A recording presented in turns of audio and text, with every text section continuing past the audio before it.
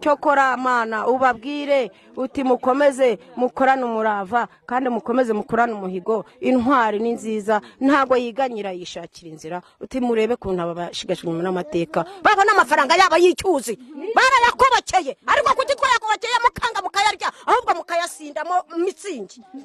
ndarangije mwana wabega igezayo we ijambo rya nyuma yavuze nge kubera ko nabaga ndi hano ndimo urumva nimba yari yarasize abana nari mfite abana hano ndimo ndeba yego ijambo rya nyuma yaba nge mperuka avuga ikintu yambwiye nagiye kwa muganga akivuga arambwira ati mwana wanjye niweho mukuru nsize uzamenye barumuna bawe na basaza bawe kuko nge ntago ndi mu bantu bazagaruka ndi mu bagenda kuko inshuro nyinshi niyo ndyamye niyo nsinzire cyangwa se ndyamye ndi kureba ati mbona hano ngiye kuzajya ariko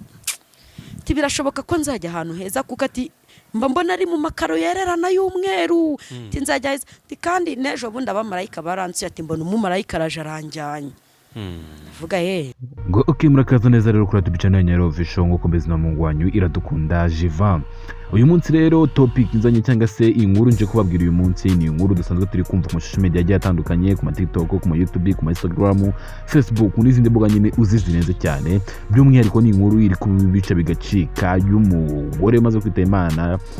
mu Rwanda. Iyi ni inkuru rero nyine abantu benshi bagiye bakoraho ibintu bikomeye cyane naho kakajwi yaje avuga amagambo ameze gutya. Oya rwose twarayakobokeye tugombe tuyabone hanyumvira de umuntu rwakobokera amava agakoboka amazuru agakoboka indi kabyimbagana ubwangati bukabayaduhe ariko hari nashoye asoni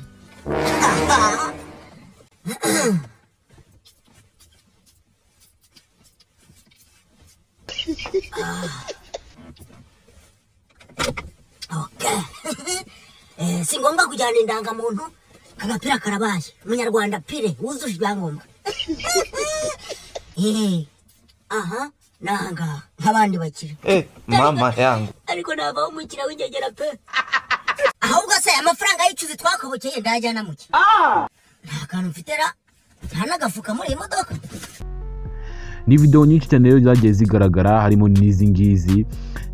ni nyinshi cyane rero ubundi ibi byose byatangiye gutya. Amafaranga yarahari yarabonetse arahari bamaze no kubikora nuko n'umwami muvuze ko navuga ingingo y'imari ariko ubundi irangirana n'uyu mwaka ku buryo umwaka ugomba kuba yarangije mu kwezi kwa gatandatu. Amafaranga niba ahari ikiyaziritse n'iki wenda ni kuraba amafaranga ava muri ministeri akajya muri BNR aba muri BNR tukashyira ku makonti yabo ko amakonti yamaze kuyatanga mu ubwo se bizakorwa niyo yabagenda n'amaguru aba yagenda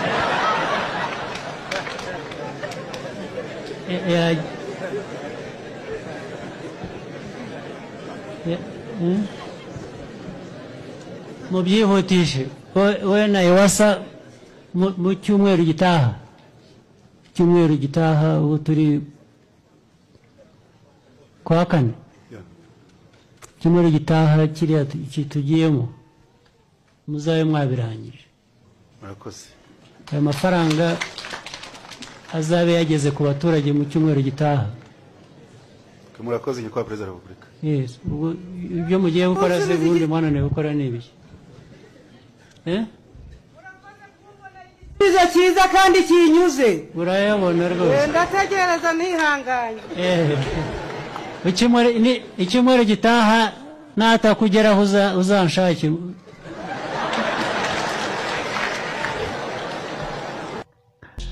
Niba umaze kumva ku video rero ayo ngayo nta mafaranga y'icyuzi ubundi abantu benshi bagiye bibaza ati se ubundi amafaranga y'icyuzi n'amafaranga bwoko ki hari n'abantu batabizi pe bagiye bapfa kuvuga ibintu gusa aka kavideo karagiye gakoreshwa mu ma effect sound hariya ngo ariko harubanza nashonje nimba ariko bivuga simbizi ariko gusa karakantu karimo nyine ariko harubanza nashonje karakantu kagiye gakoresha mu ma effect menshi cyane banyagusobara gakoresheje n'abandi bantu bakina comedy nyine kabaye effect kandi ikintu kibe sound yakugira ngo ibe effect ni ikintu kirenze cyane. nyine ni ikintu cy'agaciro. Gusa ibi ngibi rero tukibaza ati se aya mafaranga y'icyuzi ni amafaranga bwoko kimwe natwe tuzirireho, amatsinda agiye akomeye nka muri Exkiri cyangwa Sheza Foundation twirireho tuvuga ati se aya mafaranga y'icyuzi ni amafaranga bwoko cy'ubundi, ni amafaranga bavunikiye gute, ni amafaranga bakubukiye gute, ni amafaranga byagenze bite nk'uko uyu mugore yabivuze. His Excellency Paul Kagame murabizi ko nyine atajya zubaza, iyo abonye ikibazo cyawe kiri very clear aragusubiza kandi akagusubiza neza, ntango yaramusubije rero. Gusa ikibazo kiranga kiragira giti nkatwe nk'abana ntabwo tuzinga aya mafaranga y'icyuzi ni mafaranga bwoko kingewe tekereza no kugira ngo nkore iyi nkuru nyine nukureba aka gace beretse ahangaha niko gace kari gutrendinga cyane, ntabwo wamenya ngo amafaranga y'icyuzi ni amafaranga bwoko ki bayakubukiye gute. Abantu babizi rero tugiye gufashanya dusobanurirane, mudusobanure mutubwire ati se amafaranga y'icyuzi byagenze bite, mwandika aho muri comment kugira ngo n'abandi bantu batabizi baze basobanukirwe. Kandi nyine ahanga mbere yuko nsoza iyi video ndagira mbanze mbwire abo mu muryango wa Nyiramajyambere Express rest in peace kabisa. Kwitaba Imana ni ibintu bibaho, gusa nyine rest in peace kabisa. Warumaze uzana abantu benshi ari amafaranga y'icyuzi, ntabwo ari wenyine bari kuzayarya cyangwa se ntabwo ari wenyine bari kuzayafata, yari yaravugiye abantu benshi cyane. Gusa Imana imwakire mu bayo. Kugira uko subscribe rero n'amungu wanjye dukunda Jiva. Ciao ciao. Mubaga yabo barayafite bohereza yabo y'icyuzi baba what that boy bakeneye ay'icyuzi bakeneye ay'icyuzi nimubaha ay'icyuzi bakeneye ay'icyuzi bakeneye ay'icyuzi nimubaha ay'icyuzi bakeneye ay'icyuzi none uri kwigira nyirandabizi niko tuvuga kutabazi kandi mbona wabaciye amazi amabyeri warinywereye ibyana bihiye waricembeye ay'icyuzi warayariye kandi barayakobokeye bagomba kubona yabo kuko ntibakeneye akayabo bakoze imirimo yabo bagomba guhembwa yabo bakwiye kubona yabo kuko ntibakeneye akayabo bakoze imirimo yabo bagomba guhembwa yabo bakeneye ay'icyuzi bakeneye ay'icyuzi nimubaha ay'icyuzi.